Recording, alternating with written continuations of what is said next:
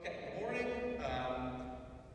Everybody knows Jeff, but I'll say anyway, he is a 40-year veteran of the DIY homemade music and what we call the Cassette Culture Network. Dan Burke, Illusion of Safety, another 40-plus year veteran of the homemade music DIY, what was Cassette Culture. We're going to do a then and now thing. We're going to talk a little bit about use of cassettes back in the day. But people use cassettes now. We got these vendors out there. David's got a label. A few other people out there have labels. And I'm going to be real informal here, maybe make it interactive, especially when we get to the today's stuff, and I may ask for feedback from the audience about their experiences. Okay, so back in the day, cassettes were practical. They were a means to an end. They were affordable. They were cheap. You could, unlike vinyl, where you had to have a whole run of them done, you could do one at a time if you wanted. You could just dub as many as you wanted. With a vinyl record, once it was done, you were stuck with it. But with a cassette, you could modify it. You could, maybe you released it, maybe you want to change it. You just had those options. And you could collaborate with people. Jeff talked about my book. When I was researching my book, I found multiple instances of people internationally who traded tapes back and forth. The best story, and added until they were done. Sometimes there were several iterations. My favorite story was, I'll say the names because some of you might know, Sunad Harkey, an American home taper, and Martin Bowes, who was an electrician in England.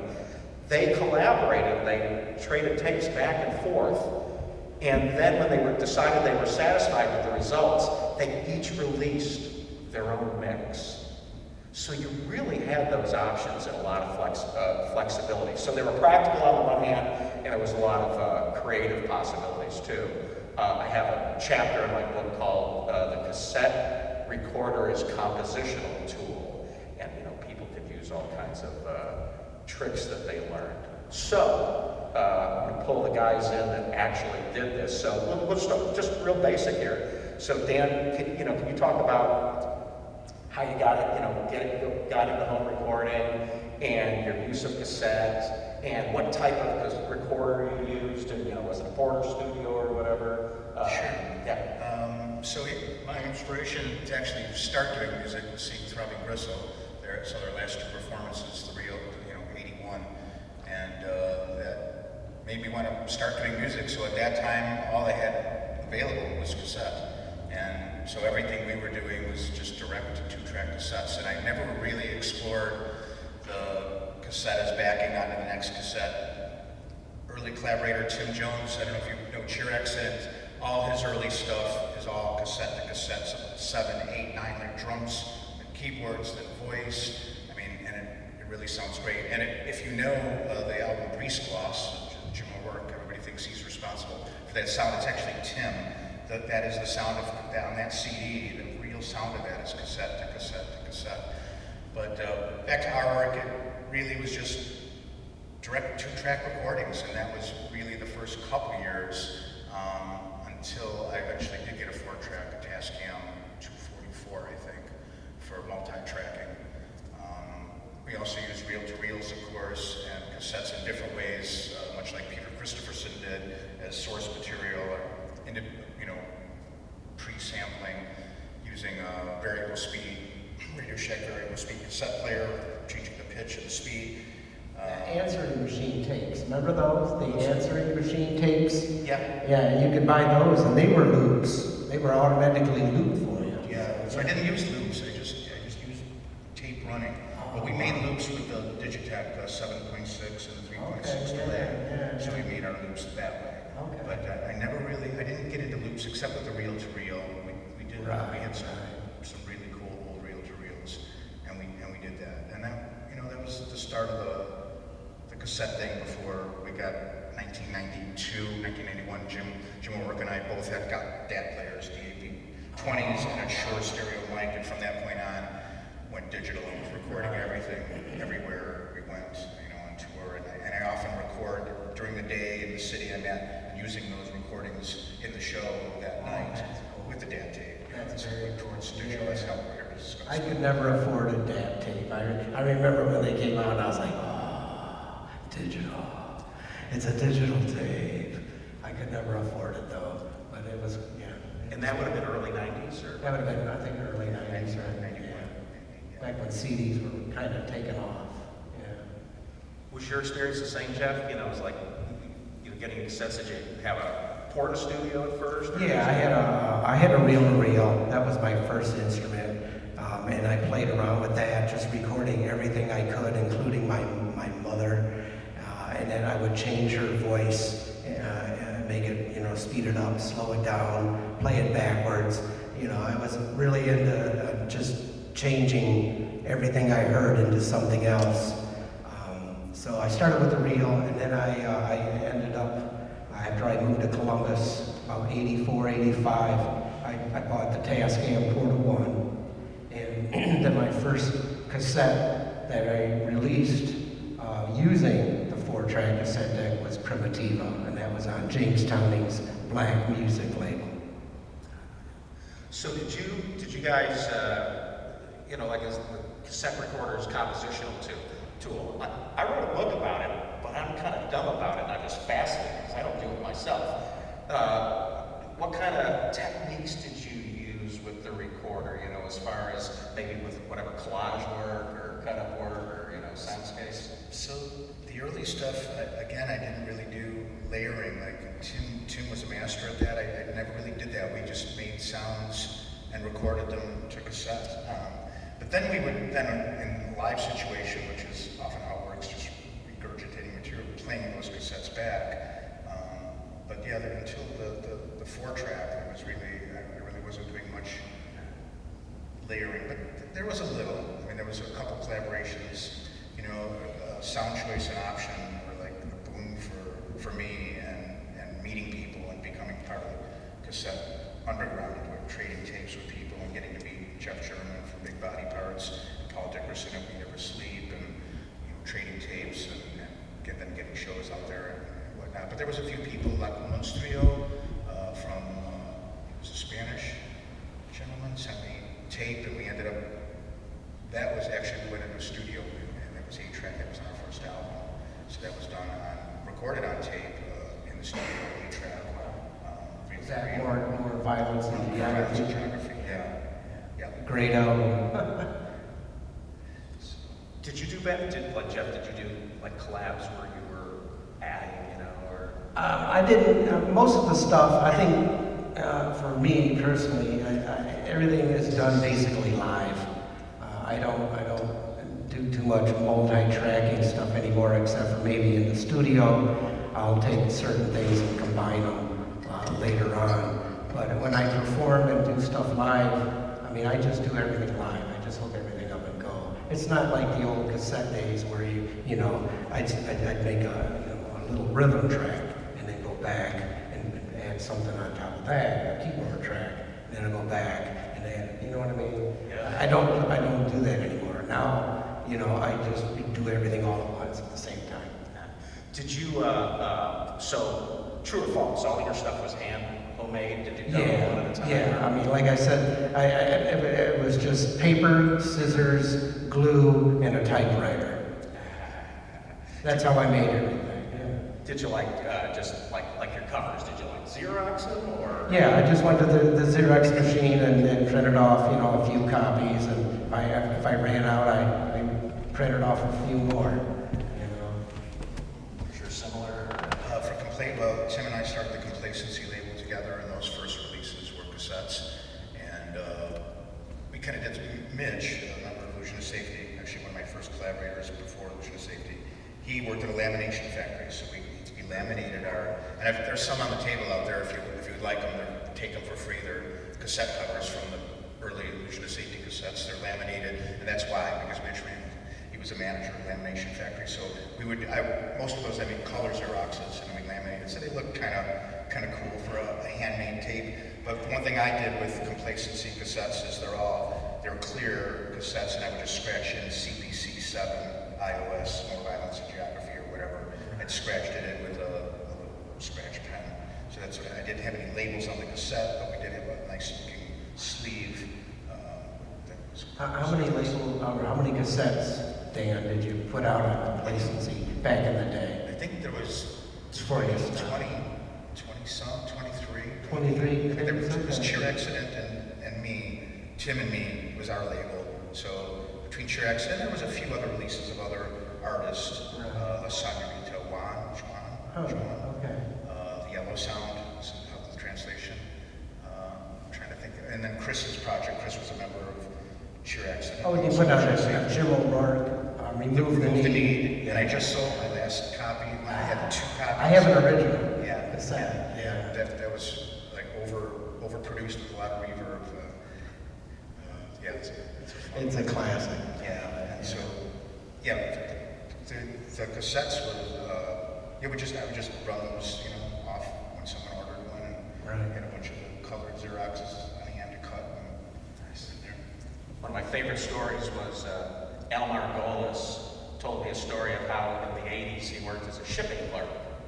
And while he was working, he had 4 dubbing decks in his office, and he would run these dubbing decks all day long.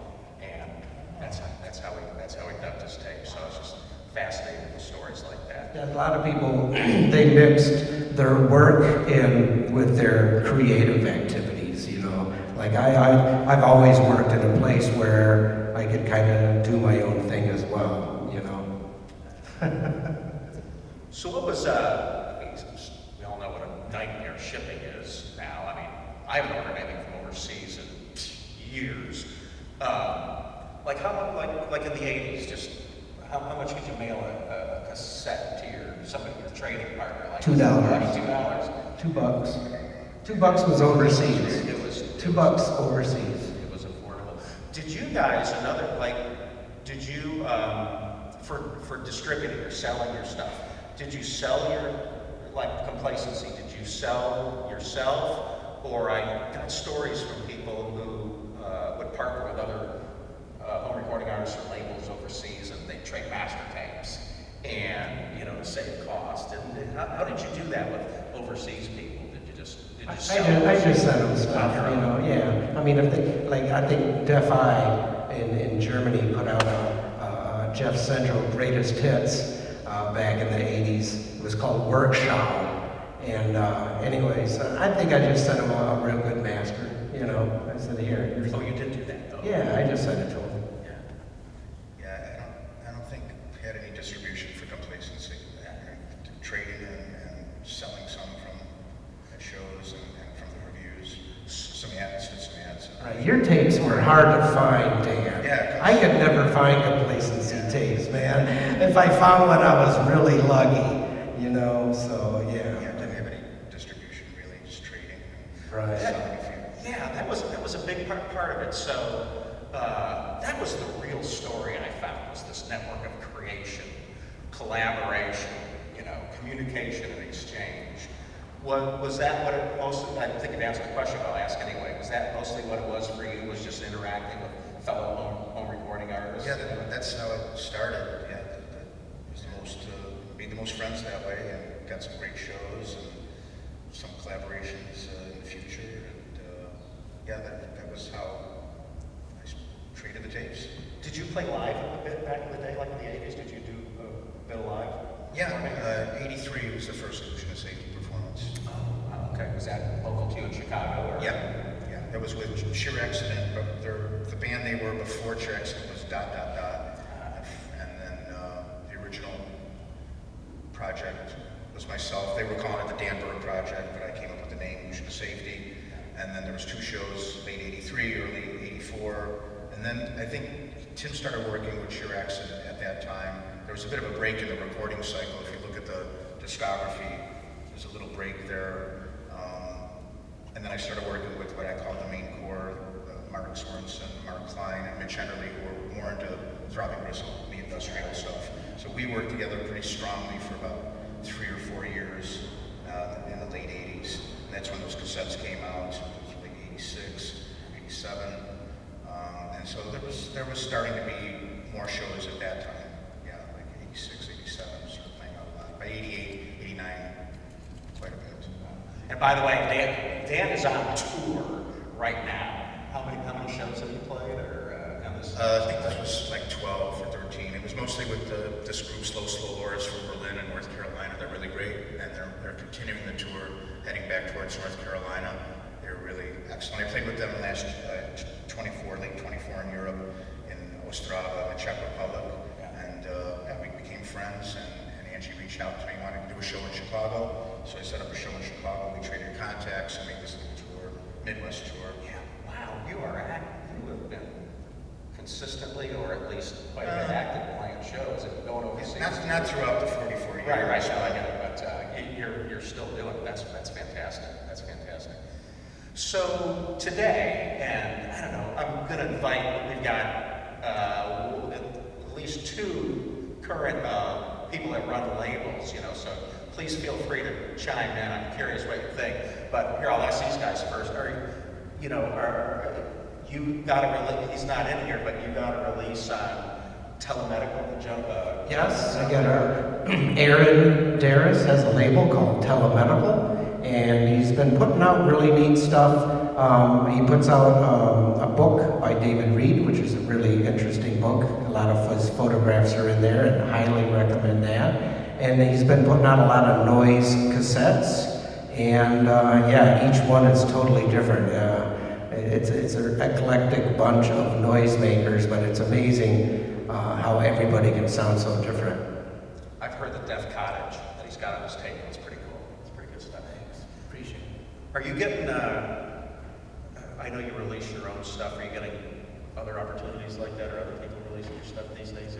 No, not really. I'm not kind of looking at it that way. I mean, I don't put out too much stuff anymore. It really takes a lot of motivation for me to put something together. So it might take a year or 2 between releases, but that's just the way I work now. I'm getting older. But you've got your old stuff. Older stuff is somewhat available too, right? I've got a lot of stuff on jeffcentral.bandcamp, and you can find most of my stuff up there that I've digitally remastered, but I got a long way to go. I mean, there's just so much. So, eventually it might happen. It's just, it takes time. Yeah.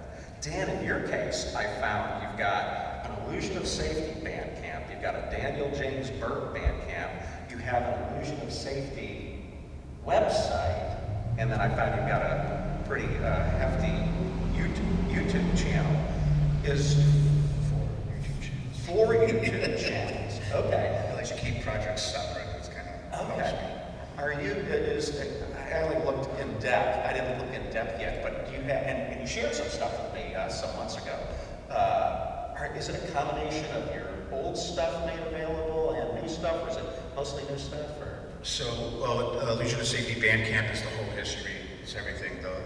I think every release is up there now, and I do a subscriber exclusive series every month. There's like 10 to 60 minutes of new material for subscribers, and that's $4 a month, and that's been ongoing for a couple years. So everything's on Bandcamp, the newest stuff, and all the way back the original 10 cassettes. It's actually a little more complicated than that, but it's called iOS 40. It was a 10 cassette box. No part of that, Arvo Zylo, was from Chicago, out of a great label. He's also responsible for Illusion of Safety coming back to life after 2015. I was done with the project, and then that's a little bit of a convoluted story. But anyway, he released a cassette called Organ Choir Drone, and I actually have one single sealed copy left for sale. He pushed to do this box set. He got 40, I think it's 40, edition of 40 of these 10 cassette box, and we designed it together and picked the material together. So it's all the early Illusion of Safety cassettes. It's a Dead Dog, Ecstatic Crisis, on through those first 7 or 8 cassettes up through RVE, which was like the last thing I did with Jim O'Rourke, and that's been released as a CD, remastered. Although the cassettes sound great, even the old ones, before they were remastered for this box set, the new CD RV sounds so good, mastered by Graham Richardson. But anyway, so Arvo like curated this, and we all worked together with Bob Bucko. Bob Bucko Jr. Yes. Yeah. So the three of us kind of worked together. Like one of us, I made the Xerox covers, then they shipped the cases to me, and I put it's a complicated process, but it's 10 cassettes, edition of 40. It's a beautiful thing. Selling for It's an awesome box. I got mine. I got one. And so that's up there also on the Bandcamp, all the remastered versions. So that whole history is there. And I guess you want to know about why Daniel James Burke on Bandcamp. So I do other music. I have another Bandcamp site for Sound of Error, which is my synthesizer-specific project. There's like 6 releases. And I have a cassette of that as well available. I've released 1 cassette of that material. It's pure, although Illusion of Safety has always had synthesizer from day one, I wanted a project that was without the baggage of Illusion of Safety, that was just synthesizer. So I've been performing that, and I have 1 release in the Bandcamp site for that. Daniel James Burke is my other music, some stuff I've done that's kind of more musical, collaborations with other people. I do improv. I have an improv group in Chicago called Interim Assassin. Jeb Bishop is a trombone player, well-known jazz musician, and Eric Sauer is a drummer, and we've got a few shows coming up, recorded a bit together. So a lot of projects. The Daniel James Burke is just for those other music projects. Historical projects I've had in the past, Tertia Quid, an improv trio I had in Seattle with Bill Horst and Dave Abramson, a couple great improvisers, and other stuff. And the YouTube site, I have a personal site, and then Sound of Error, which is a little confusing because I use that for my synthesizer name, but it's also the name of my channel on YouTube that are videos I've done for other projects, like rock, like Sheer Accident, Dead Rider, and a number of bands. It's more, I love to edit. And with music, what I'm doing is collage. It's the same thing I'm doing with 2D art. When I'm used to physically collage, cut and paste in the computer, what you're going to see on my videos, it's all collage work. So it doesn't matter if it's sound or visual, moving or still.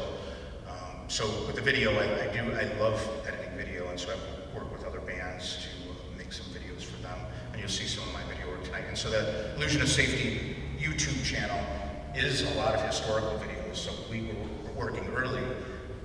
Mark Sorensen, one of the main core members, Spark we called him, he worked in the film industry. He was, this were late 80s, early 90s, and he was making early video, so he was able to generate, and back then it was rendering for like a week. Stuff was, it was a lot. It was a slow. Computers were slow then. So we have videos from the early 90s that we were using only live, and people have only seen them live till now. I populate that YouTube channel every month. I put up either a new thing or a very old thing that hasn't been seen in decades. So that YouTube channel for Illusion of Safety has a lot of cool stuff, new and old. Wow. This is kind of a random side note, but you mentioned about the video rendering. So I wrote an article for another publication that's not out yet about the Fuse Factory. And Jeff put me in touch with Brian Williams, who recorded Lustmord. And in 2019, he performed at the COSI Planetarium here in town. So Jeff put me in touch with him, and I was talking to him and asking him about the experience. And he was talking about the video and how, I think he said it took weeks to do the rendering because it had to be such a high, probably not the right word, but such a high resolution for projecting in a planetarium. It was just incredible. I talked to him on the phone. It was just incredible what he told me about that. Anyway, just sparked that memory. One other thing I'll say is William Davenport was supposed to be here. He would have been sitting here with us. You're going to see his film after this, his documentary, The Great American Cassette Masters. But he ended up in the hospital. But he has a band camp, and he recorded in the 80s as a problemist. And a real interesting guy, because he recorded as a problemist, kind of what you could loosely call experimental stuff. But he also published one of the key underground music publications called Unset in the 80s as well. But I was listening to his newer Bandcamp stuff, and it really took me by surprise. He's doing like songs and stuff. It's pretty neat, very, very different, but it's really neat. So I just want to give him a shout out. Yeah, I hope he's doing good. Yeah. Okay, let's talk about today a bit. A lot of people are putting out cassettes. I get cassettes, I'm looking at our label guys here, I get cassettes from two general ways now. I either get them at Kyle at Lost Weekend Records will message me and say, hey, I got some new regional local cassettes.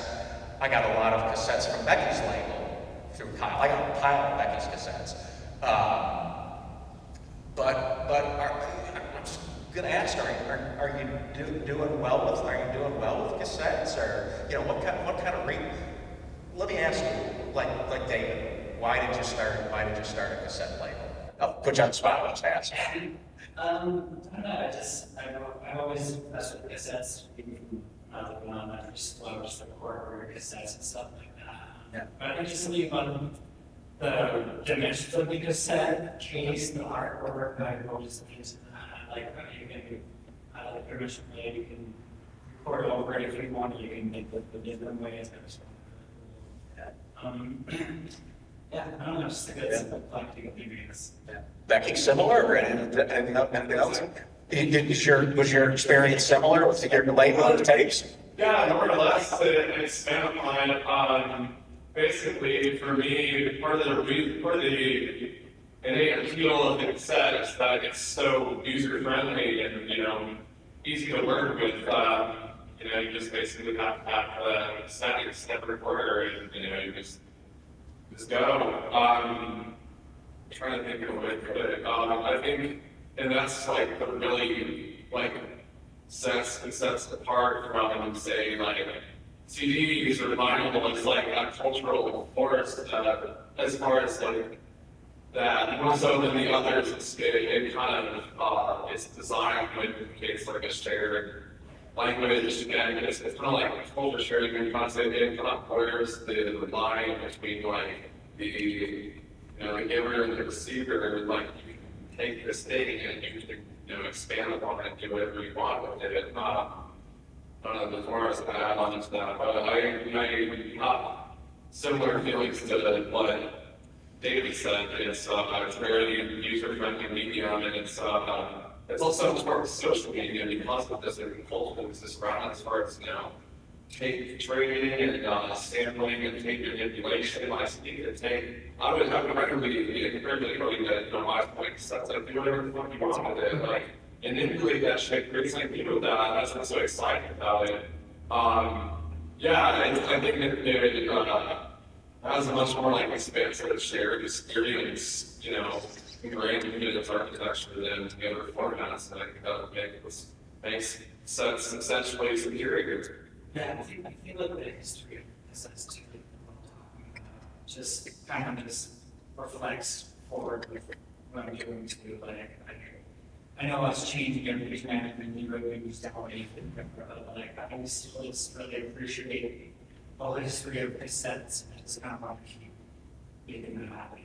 Yeah, that's cool.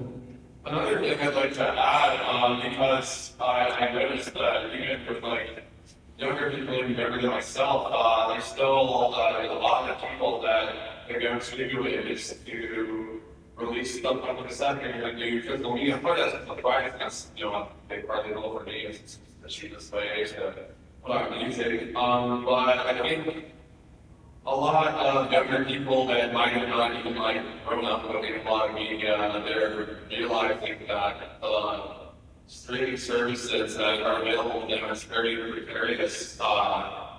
It's a very precarious medium, and a lot of these things can just be yanked away from the listener by some company that's providing this service. People are realizing that they're being very hot by that. They don't have the actual music physically in their own hands again, so they can have the control over it.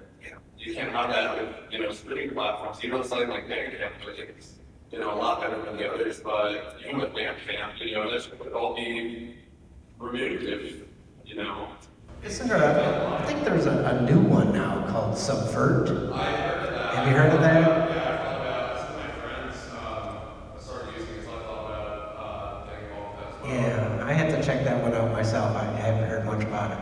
Did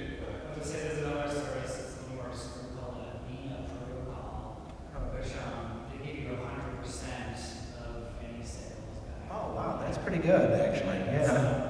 It's kind of like Bandcamp, but it's kind of like a streaming platform, it's kind of Bandcamp. Right, And they're very like artist-centric. right. And I think you can start out with like $1 bid if you want, you know, but you can pay more if you want to, which is, I think is pretty I cool. always love that. Yeah. It's cool when people will pay more. Right, yeah, I know, it's cool. It's like thank you, you know, it's a nice thank you. Becky touched on something that fascinates me. So, you know, my book was about the 80s and early 90s, you know, the pre-internet, as in the title, pre-internet age. But there's been a few other books published just in the past few years. And one of the things that they get into people's motivations for being interested in cassettes.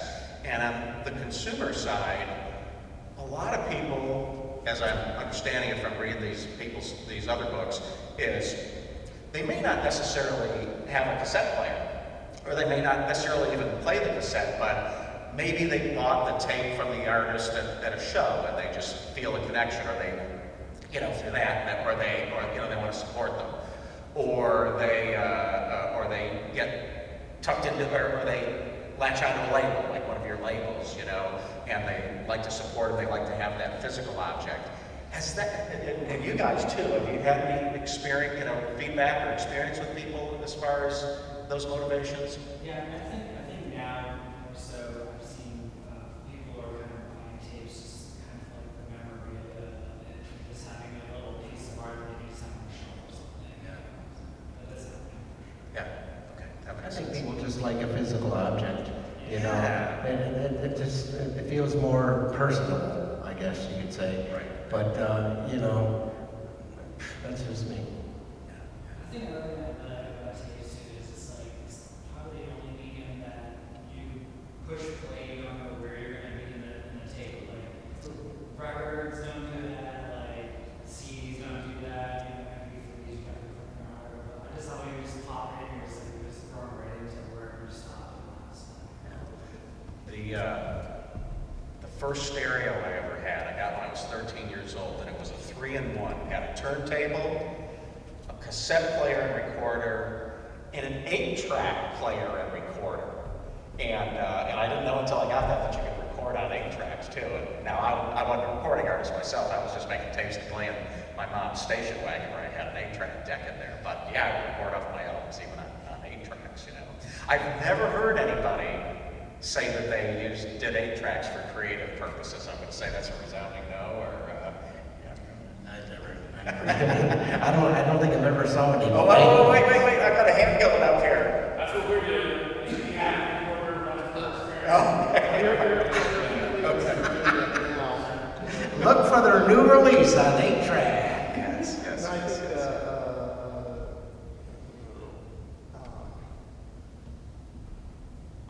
there's like a couple bands that have done that. Yeah. If you know the label TPOS, they'll do 8 tracks and they'll do late cut singles and cassettes and CDRs and whatever else. Well, Mark, don't you have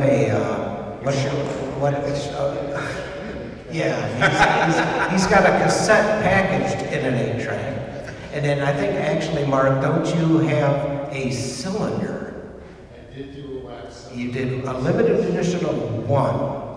No, wax. there was a couple dozen. Oh, really? I don't have that. Who got those? So now you, I'm sorry. So that's another topic. So I have a whole chapter in my book about creative packaging. Did you get wild with the packaging and all back in the day, or did you keep it pretty simple? It did pretty simple. Made it look like kind of official release with the colored Xerox. But we did a few. There's a box set, 2 box sets. One on We Never Sleep, orange box, and finite material context came in a reel-to-reel black box. Did you ever get it? I always tried to make it look nice, but I didn't get real extravagant, like, you know, general purpose cassettes, if you've ever seen those cassettes. Talk about packaging. But it's too much creative energy on packaging when really you're just wanting to listen to that tape. So, you know, I spend more quality time putting together the audio portion, and then, you know, whatever it's packaged in, I don't really really care, but I try to make it look halfway decent. I had James Towning do a lot of my covers at the end there. I mean, he did the whole Berlin Diary series. You guys know about that stuff? And Tom Sutter and the two guys from Deaf Eye. Yeah, they put out this, they were all going to school together over in Berlin, Germany.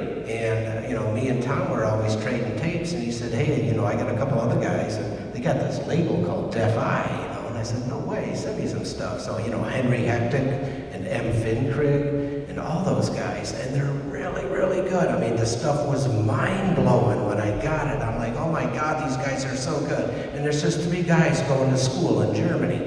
And anyways, the ones that put out that greatest hits thing I put out, but their packaging was really interesting as well. So, I mean, the collaboration was the biggest thing, I think, for a lot of tape traders. And I think it is today, too, because when you collaborate with somebody, I mean, you're creating something totally new. Yeah. So you're still doing collab, like I know you've done Skull Vacuum with Chris Finney, Yeah, we're working on a new one right now, but yeah, I mean, I love collaborating with Chris. I mean, we did stuff back in about '86, and then we did, I think, 3 or 4 studio things, and then some live things. But yeah, I love Chris and Hal McGee as well. He's a really good collaborator, and he puts out a lot of output, and he has a lot of good ideas as well. Yeah. Oh, speaking of Hal McGee, we'll put the flyers out on the tape. So Hal McGee is a veteran home taper. He had a label, the Cause and Effect label in the 80s, but he's testing the waters for going pure postal. And he started an email list where he's just trying to get people to trade through the mail. But the flyers will pull out. He's trying to start this Our Zine, it's called, and he's asking for submissions. He's trying to make it start as a contact list initially. So I'll put There's flyers flyers. out. Yeah, Yeah, there's flyers there's out there. flyers So out if that front. interests you, grab a flyer and send your contact info to it. Fanzines are cool. That was another way of getting to know other people. You already mentioned some, but I'll ask anyway. So what were the key networking tools for you, small press publication and zine-wise for you? Like Op and Sound Choice and all that? That's it. And Unsound, I mean, well, that was just, I think for Sound Choice and Option were the 2 I can think of that were Yeah, they were the biggest ones. the only ones I can think of. Yeah, they really were. And you could send them tapes and they'd review it. There was that one company, the Inner Sound. They did stuff too. Inner Sound I think it's Inner Sound. It was the guys that did the Triple X label. You remember that? John C. Liz. I know what you're talking about. They had like a label thing in a little magazine. John's Liz, yeah. The Other Sound. That's what it is. The Other Sound. Yeah. Because they did a Honey Lodge article and one, and I think a Throbbing Gristle thing. I don't know if they did Illusion of Safety. Did they in The Other Sound? The Other Sound? I'll have to look. I think there might be something there. So here, you've inspired me.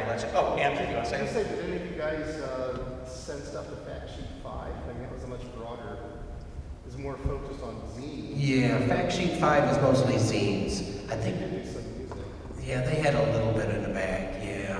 That was a cool fanzine. That's one thing you don't see much of anymore is fanzines. It's the same kind of thing we did back in the 80s, you're putting it all together yourself, all handmade and stuff, Fact Sheet 5 was an interesting one because it kind of like Option ended up being where it ended up being a real magazine, and getting quite a bit of distribution, It was, and the guy, I forget his name, the guy who published it, he was really early in using computers. I mean, those earliest issues of Fact Sheet 5, he talks about bulletin boards, like the dial-up bulletin boards, and networking with people that way. So that was pretty interesting to find when I was reading those.